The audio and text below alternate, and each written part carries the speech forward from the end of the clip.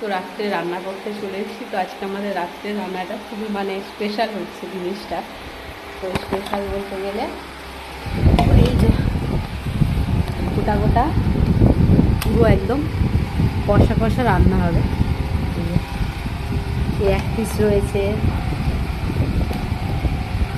এই এক পিস, তো তিনজনের 3 পিস, আর এই এক পিস।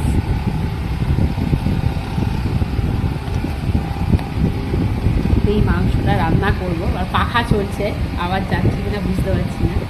এটাকে ধুয়ে পরিষ্কার করে নিয়েছি, এর মধ্যে একটু লেবুর রস দেবো, আর মাখিয়ে দেবো। আবার ওইদিকে আদা রসুন আর কাটবো, পেঁয়াজ কাটবো, ওইদিকে গজা আর ওইদিকে লাল। তো এই জন্য এরকমভাবে কেটে দিতে বলেছিলাম যাতে ঝালটা ওর ভিতরে ঢোকে।